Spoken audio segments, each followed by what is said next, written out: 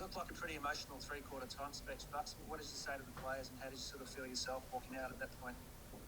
It's interesting, John. I felt quite centred and calm, for the whole week. To be honest, I understand and appreciate the reality of the situation, and was really looking forward to this opportunity for the boys to take another step. And we spoke about that pre-game. We just wanted to take the next step. My step is the last one, for this journey, for this aspect of the journey, and for them it's another one on theirs. So three-quarter time was simply to say thank you to the players for their efforts to that point. 30 minutes more of our football to get the reward in the short term, and to frank the efforts that they'd put in the first three quarters. Obviously, there's ebbs and flows in seasons, there's ebbs and flows in games, and Melbourne have been clearly the best performed team throughout the year. So to be on the even keel with them at three-quarter time, it was an opportunity too good to miss to finish it off, and we were pretty good to do that. After the news on Wednesday, did you treat the rest of the week any differently, Bucks? No, I didn't, and it's probably a little bit unnerving for the people around me, to be honest. I think that the expectation was that things were going to be different, or things were going to change, but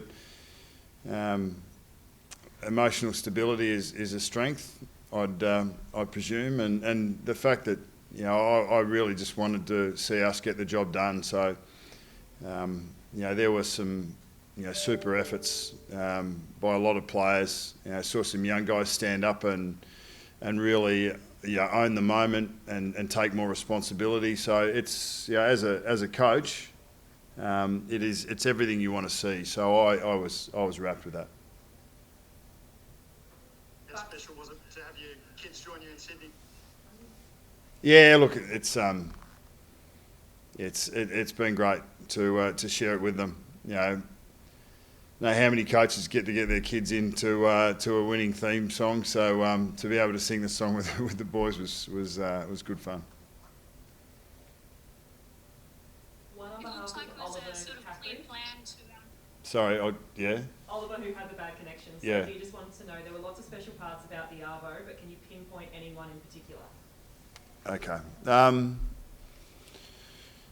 The winning is the thing that brings you back, and the winning comes from making the most of what you are and who you are as a club and obviously as a team, and that comes from the individuals within it. So we saw, Jay Rantel has had a couple of looks now, and came in and the first sort of 15-20 sort of took him time to find his feet. He just had a couple of contests in the last quarter that were improvements. Max Lynch, still hasn't played 5 AFL games, but stood up and early in particular, and just needs to get fitter to be able to maintain the range for a 4-quarter performance. So I think the coach in you just wants to see the individual believe in themselves and to keep taking steps forward. So the best thing about it is just seeing individuals realise those strengths in themselves and to have really specific examples where they can grow and believe with what they do on field. Do you leave coaching with any regrets? Anything you may have done differently over the last sort of 9 or so years, or do you feel you've done everything you possibly can to, I guess, get that ultimate success? Yeah, what is ultimate success, John? I know we judge it on premierships, but have I done everything I can? Yeah. And do I have any regrets? No, I don't have any regrets. I think you live and you learn, and I think one of my personal strengths is to always keep an open mind and open heart to more growth and more improvement. And in that sense, I'm just so grateful for the people around the football club, the players and the staff. I've learnt so much from them. They've challenged me, they've improved me. I'm a better person because of my experiences at Collingwood.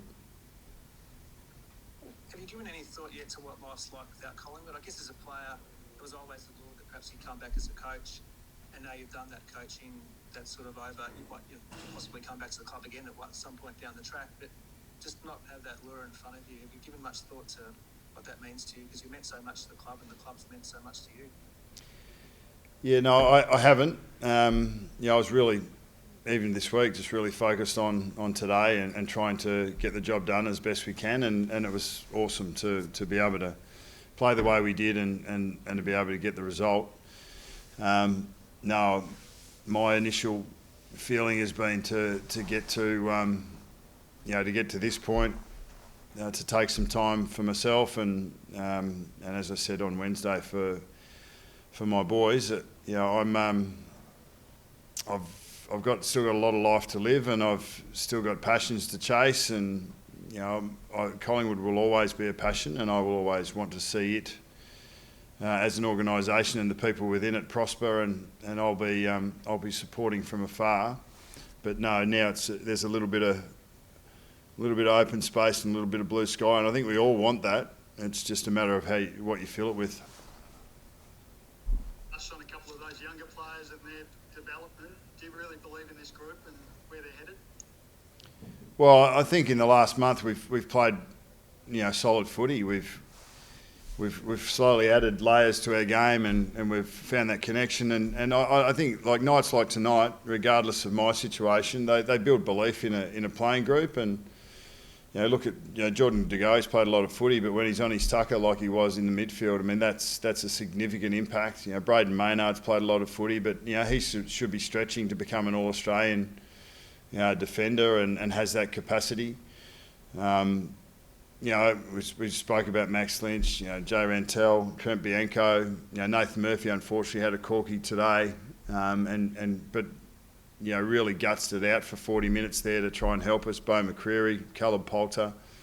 So there's enough youth there that played this evening to be able to hang your hat on and go forward. Pendles isn't going to be there forever. Steele isn't going to be there forever. Jeremy Howe and Tay Adams still to come back. Brodie Grundy didn't play tonight. So we look a lot deeper now than we did 6 weeks ago. And that's due to experience and due to exposure. So, the group is capable of whatever it believes it's capable of, and nights like tonight really open up the possibilities.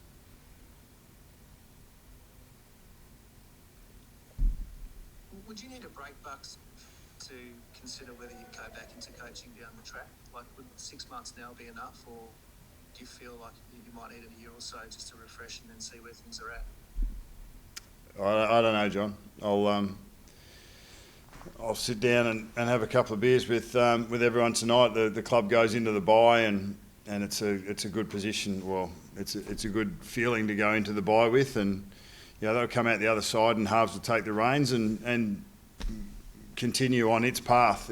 For me, I'll go in at some stage this week when no one's around and clear the office and consider what my next step is. I mean, I do believe that when you're in something, you're 100% in, and I think when you're out of something, you're probably 100% out. Otherwise, you're wasting energy. So that's what I've learned in my time. So I can't give you a really clear roadmap right now.